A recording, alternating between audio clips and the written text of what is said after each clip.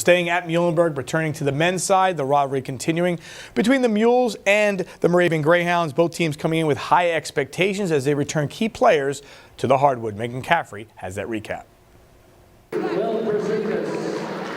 After finishing off last year's campaign against one another, Muhlenberg and Moravian opened up the season last night in a backyard matchup. First to get on the board for the night was John Hunter, grabbing his own rebound and putting Muhlenberg up 2-0.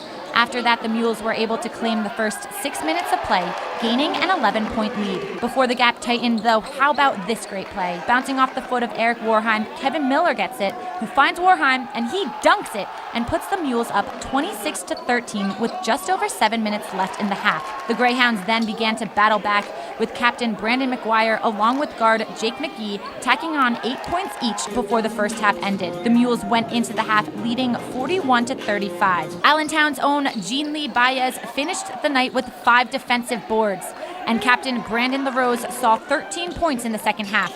He came up huge, sinking a jump shot with 38 seconds left in the game, and Muhlenberg holds on to an 85-79 victory. This feels great. You always want to start with a good start, and this was definitely a good one, especially against our rivals, Moravian backyard team. So it was a great win. I'm sure everyone's psyched about it. Coaches are psyched about it. So let's keep it. We want to keep it rolling.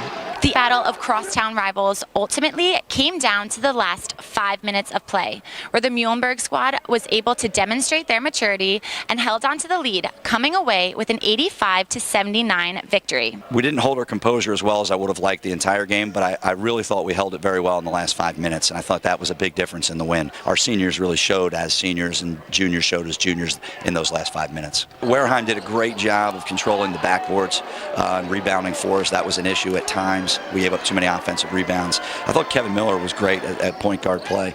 He didn't show up always in the stats, but he was that inbounder, and they make it really tough to get the ball in bounds, and he did a good job of decision making there. And then, of course, Owen McLeod made some really big free throws. LaRose made a really nice pull-up jump shot. Our ability to not turn the ball over in those last 4 or 5 minutes is a credit to all the guys that were on the court. Well, I just got lucky. They bounced in. The rims were nice to me today.